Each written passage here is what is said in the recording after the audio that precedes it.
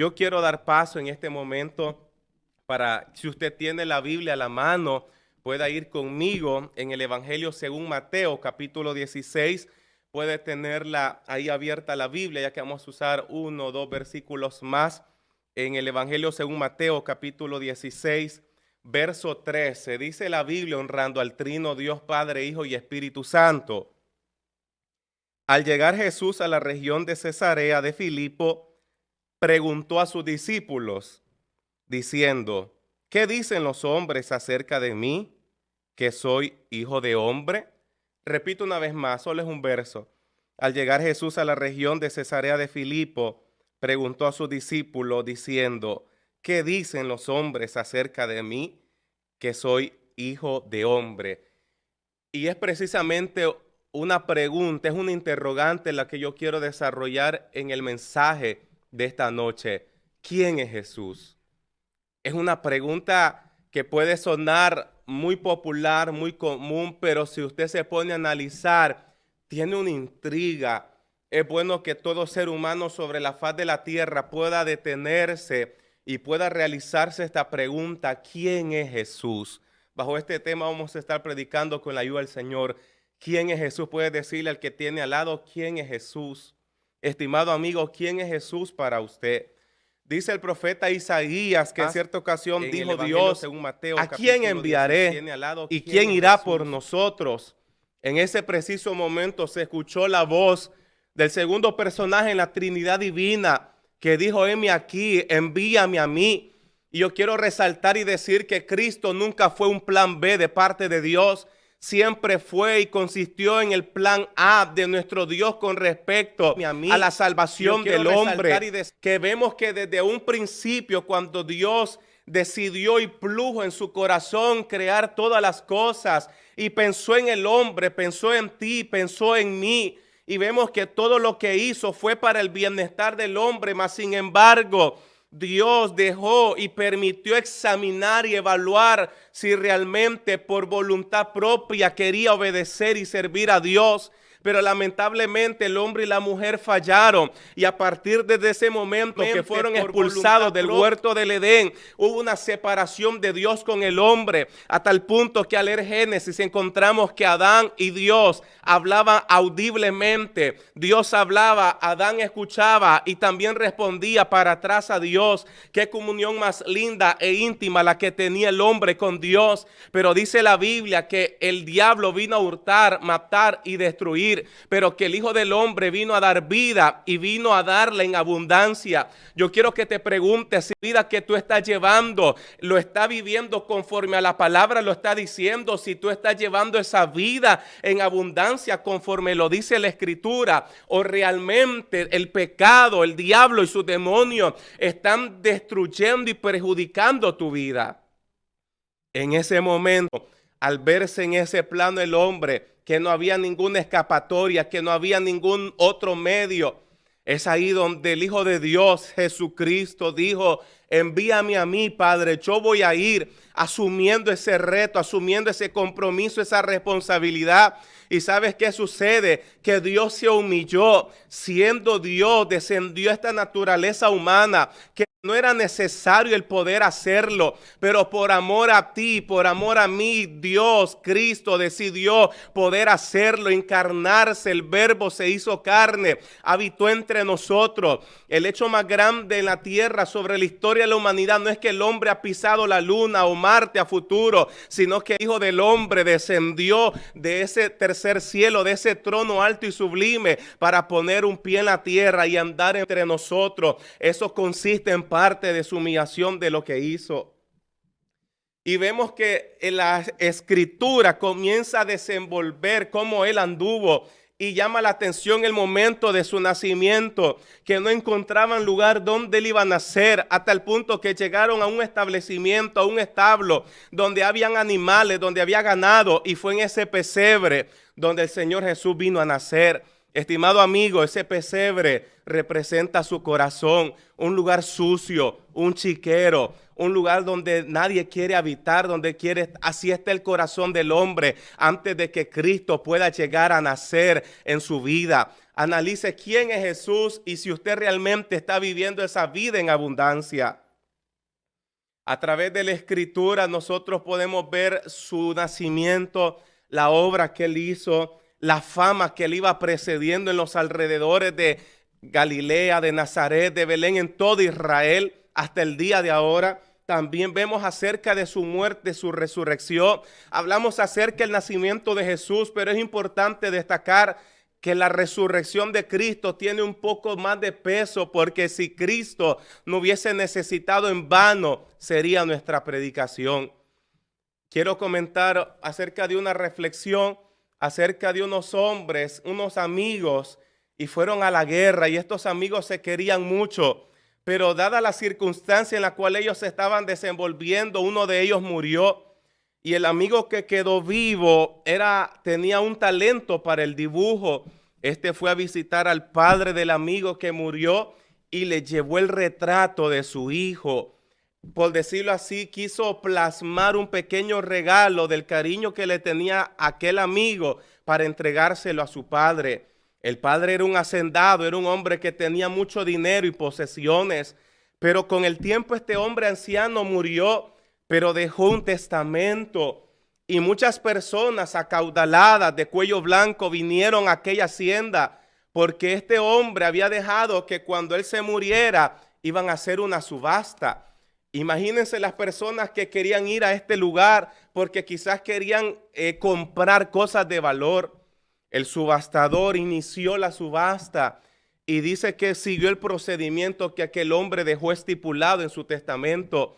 Y dice que el cuadro de aquel hijo era el primer objeto que se iba a vender en esa subasta. Y toda la audiencia presente, personas acaudaladas, le restaron importancia al cuadro del hijo de este señor que había muerto. Pero el subastador seguía insistiendo de que el Señor había estipulado que el cuadro del hijo iba a ser el primero que se tenía que vender, y sin eso no se podía dar inicio a la subasta. El jardinero que trabajaba decidió comprar ese cuadro por un precio muy bajo. Después, para sorpresa de todos, el subastador dijo: la subasta ha terminado, porque el hombre había estipulado que aquel que cogiera el cuadro de su hijo se iba a ser acreedor de todas las pertenencias valiosas que el hombre tenía. De la misma manera, estimado amigo, si tú tienes una relación con esta reflexión, si tú tienes al Hijo de Dios, lo tienes todo. Porque en Cristo, escúchame bien, hay perdón de pecados, hay sanidad. Dios te liberta de toda maldición. Dios también te promete una vida eterna juntamente con Él. Por eso es la pregunta: ¿quién es Jesús? ¿Te has detenido a reflexionar y a pensar acerca de este personaje? Que tal vez eres un poco incrédulo en cuanto a esto que has escuchado, en cuanto a la iglesia, en cuanto al evangelio, en cuanto a las iglesias, en cuanto al conocimiento, aunque sea poco, pero que tú tienes de Él. A la luz de los evangelios, yo quiero presentarte algunos personajes que tuvieron un encuentro con Jesús y la perspectiva que ellos tuvieron acerca de Jesús. El primero de ellos es Pedro, y lo hemos leído en este verso que hemos iniciado. Jesús, al llegar a la región de Cesarea de Filipo, le hace una pregunta a sus discípulos, el maestro con sus estudiantes, para saber cuánto habían asimilado del tiempo que llevaban con Jesús, diciendo: ¿qué dicen los hombres acerca de mí? ¿Que soy hijo de hombre? En ese preciso momento, el Padre que ilumina a Pedro le da la respuesta, y Pedro le dice, pero antes de eso, los discípulos comenzaron a decir: unos dicen que eres Juan el Bautista, otros que eres Elías y otros que eres Jeremías. Mira en qué craso error el hombre puede cometer cuando tú te dejas llevar de la opinión por los demás. Tú puedes tener al dador de la vida enfrente, tú puedes tener la oportunidad para salvarte enfrente de ti, Pero si te dejas llevar por la opinión de los demás, sin antes haberlo experimentado por tu propia cuenta, lo que dice a través de la Escritura, tú nunca vas a tener ese encuentro personal con Él. Porque para poder conocerlo, en primer lugar, tienes que quitar la incredulidad que hay en tu corazón. Segundo, poder reconocer tu condición paupérrima en que el pecado tiene sumiso al hombre. Para poder conocerlo, no es lo que otras personas dicen que es Jesús, tú tienes que experimentarlo. Mi pregunta es, si tú ya probaste todo, entonces prueba a Cristo. Alabado sea el nombre de Dios. El verso 15, Él les insistió, pero ustedes, ¿quién dicen que soy yo? Cristo no les está diciendo que dicen, que yo no quiero que ustedes se queden con la respuesta que los otros les han hablado o han escuchado. Yo quiero cuál es su concepto personal respecto a mí. 16, contestando Simón Cefas dijo, tú eres el Mesías, el Hijo del Dios viviente. Para Pedro, el primer personaje que yo presento, para Pedro, Jesús era el Mesías, el Hijo del Dios viviente. ¿Quién es Jesús? Segundo personaje, Bartimeo, era un hombre que estaba sentado en las calles de Jericó y cuando escuchó hablar de un tal Jesús, él era ciego, se levantó y escuchó hablar de la fama, del poder que había en Jesús. Lo siguió y este hombre iba diciendo, Jesús, hijo de David, ten misericordia de mí. Al decir hijo de David, Bartimeo está diciendo, tú eres un rey. Mira el concepto personal que tenía Bartimeo respecto a Jesús, que nunca lo había visto, que nunca lo había escuchado, simplemente que en las calles se rumoraba de un tal Jesús de Nazaret. Pero para Bartimeo Jesús representaba a un rey. Y ese rey que es soberano y más poderoso que cualquier potencia mundial o presidente de la potencia mundial del tiempo que lleva la humanidad, que ha existido, que existe, que existirá, porque Él es el Rey de reyes y Señor de señores. Para un ciego Jesús era un rey. No tenía teología, no iba a la iglesia, pero Bartimeo, el hombre, sabía que Jesús era un rey. Judas, de los 12 discípulos que anduvieron con Jesús, ahí estaba Judas. Judas compartió con el maestro, comió con el maestro, bebió con Jesús, vio los milagros que Jesús hizo, escuchó las prédicas y las enseñanzas de Jesús. Para Judas, Jesús representaba quizás un líder, alguien prominente, alguien con altas expectativas para solucionar los problemas de Israel. Lamentablemente, Judas no pudo ver más allá, al igual que Pedro, que Jesús era el Mesías, que Jesús era el Salvador, que Jesús era el Hijo de Dios. Lamentablemente, cuando quiso reaccionar, ya fue demasiado tarde, al punto que se ahorcó y se mató.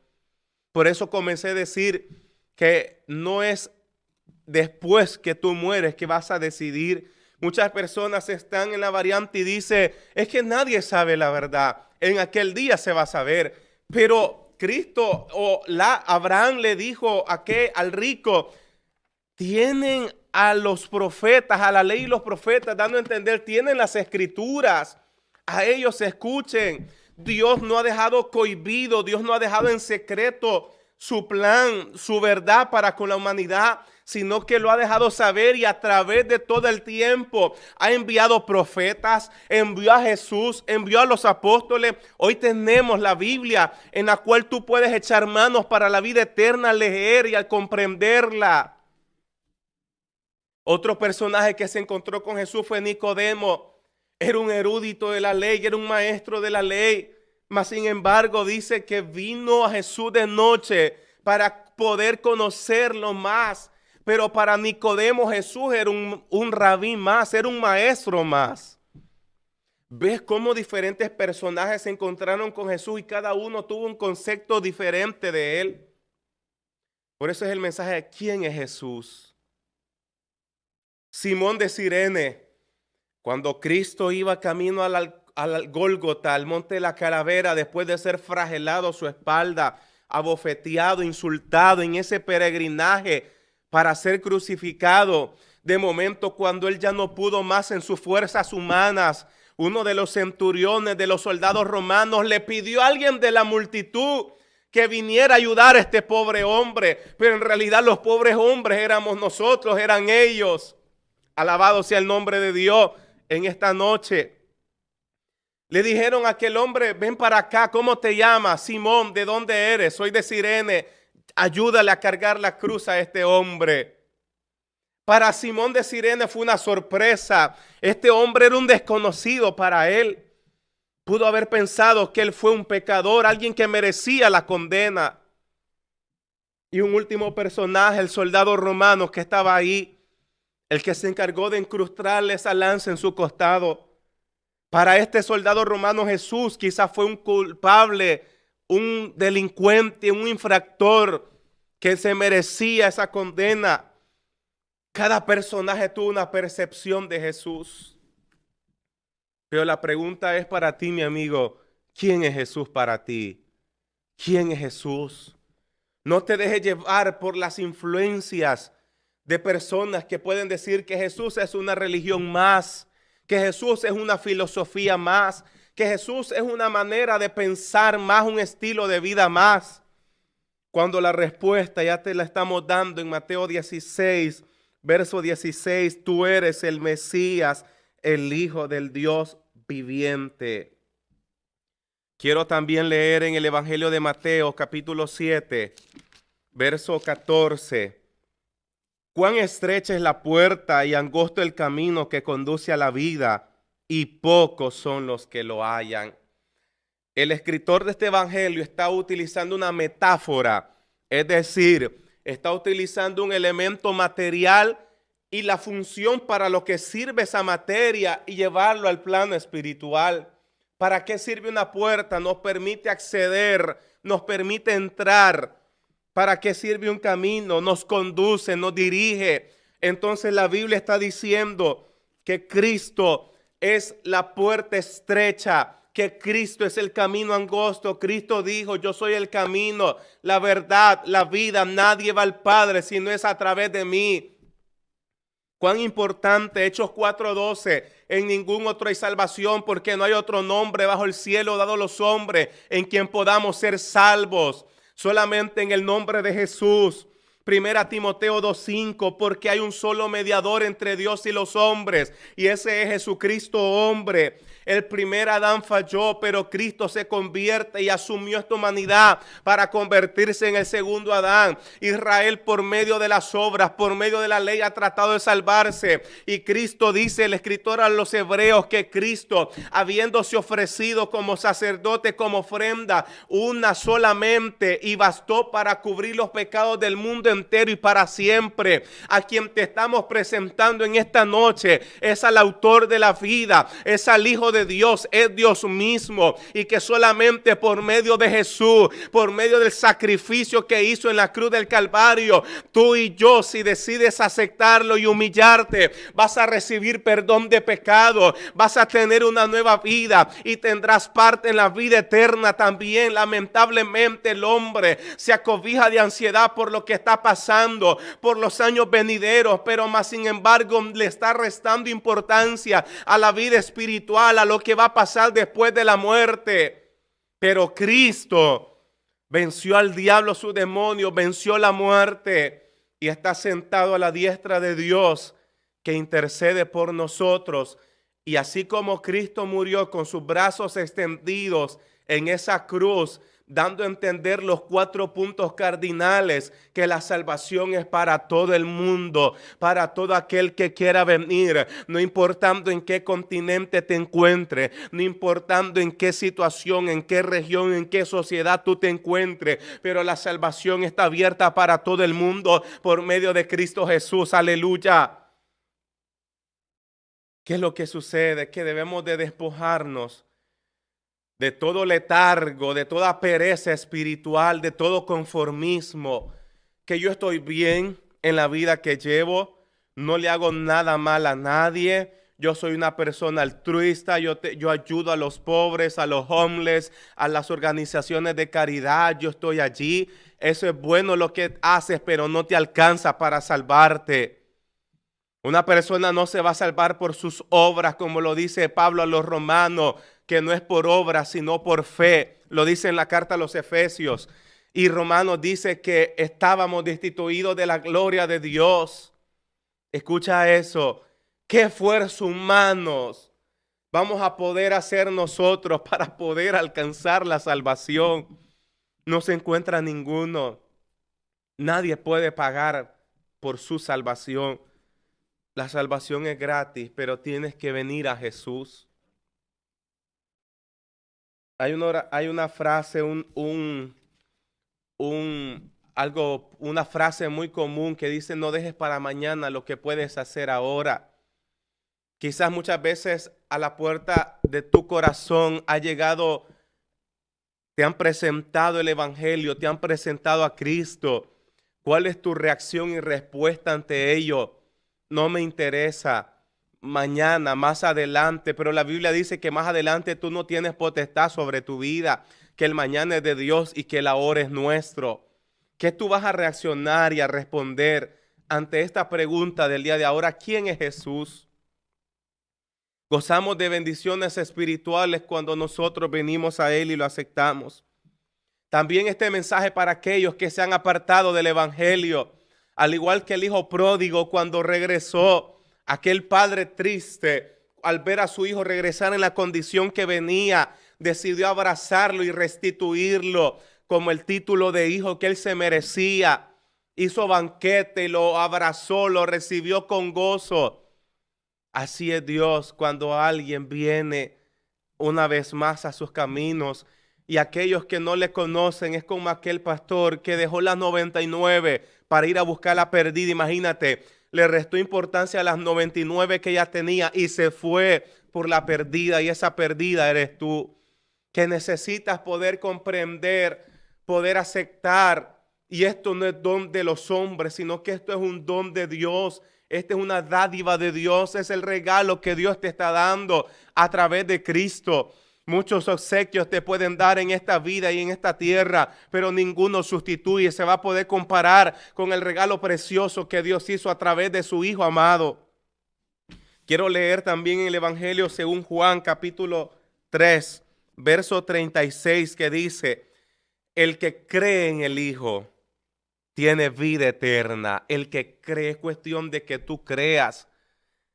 Pero el que no obedece al Hijo no verá la vida, sino que la ira de Dios, de que tú creas. Pero el que no obedece al Hijo no verá la vida, sino que la ira de Dios permanecerá sobre él. El que decide creer, pero esa creencia, esa fe requiere acción, de que tú puedas confesarle, que tú puedas recibirle, que tú puedas analizar y detenerte en la vida de pecado que estás llevando, y necesitas y debes reconocer y humillarte de que eres un pecador y que eso te está llevando al infierno directamente. Pero al reconocer a Cristo como Señor y Salvador, dice la Biblia, tiene vida eterna. Pero el que no obedece al Hijo no verá la vida, sino que la ira de Dios permanecerá sobre él. Dios no es religión. Hay más de 2000 religiones en el mundo y todas proyectan algo bueno, pero ninguna salva. De esta manera yo no te predico religión, te predico a Cristo como el Hijo de Dios, como el camino para la salvación y de la vida eterna. Y sigue diciendo, y si tú no aceptas el regalo que Jesús, que Dios te está dando a través de Cristo, el pecado que no puede ser perdonado, es que tú rechaces a Jesús como tu Señor y Salvador. Pensemos, ¿qué dirá Adolfo Hitler cuando esté ante el gran juicio del trono blanco? ¿Qué dirán grandes personalidades que han pasado en este mundo? Millonarios, magnates que han pasado en este mundo. Jesús no les va a preguntar, ¿qué hiciste con los millones que tenías? ¿Qué carrera estudiaste en la universidad? ¿A cuántas personas ayudaste? A los presidentes no les va a preguntar Dios, aunque van a ser juzgados también por sus obras, pero al Dios lo que le interesa es, te envía a mi hijo, ¿qué hiciste con él? Y como tú no lo aceptaste, eres responsable de esa sangre inocente que se derramó en la cruz del Calvario. Con esto termino, estimado amigo. Si tú sientes que Dios te ha hablado en esta hora y quieres hacer esa profesión de fe, lo puedes hacer allí mismo donde tú te encuentras. Solamente repite conmigo esta oración. Amado Dios, reconozco que soy un pecador, que enviaste a tu Hijo al mundo para salvarnos. Hoy lo reconozco como mi Señor y Salvador. Perdona mis pecados. Escribe mi nombre en el libro de la vida. Séllame con tu Espíritu Santo y dame la fortaleza para seguir hacia adelante. Amén.